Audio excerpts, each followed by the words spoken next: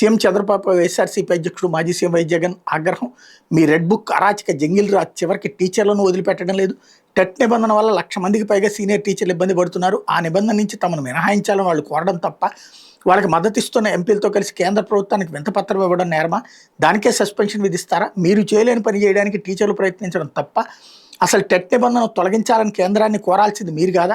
సమస్యను పరిష్కరించాల్సిన ప్రభుత్వం టీచర్లకు రాజకీయాలు అంటగట్టడం దారుణం. వెంటనే 5 టీచర్ల మీద విధించిన సస్పెన్షన్లను ఎత్తివేయాలి.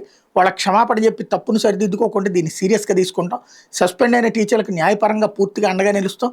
అన్యాయాన్ని ప్రశ్నించే ప్రతి గొంతుకి వైఎస్ఆర్సీపీ అండగా నిలుస్తుంది. మేనిఫెస్టోలో ఉద్యోగులకు ఇచ్చిన హామీలన్నింటినీ పూర్తిగా గాలికి వదిలేశారు. ఐఆర్ లేదు, పీఆర్సీ లేదు, 5 డిఏలు పెండింగు. సిపిఎస్ ఓపీఎస్ని పునఃసమీక్షిస్తామంటూ ఆశ చూపి ఉద్యోగులను త్రిశంకు స్వర్గంలో పెట్టారు. వాళ్ళకి 35,000 కోట్ల నుంచి 40,000 కోట్లు బకాయిలు పెట్టారు. న్యాయంగా రావాల్సిన డబ్బుల కోసం ఉద్యోగులు ఎదురు చూస్తుంటే సస్పెన్షన్లు బహుమానంగా ఇస్తున్నారు.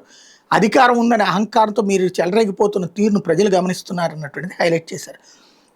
కాకపోతే జాడలేని 7 మధ్య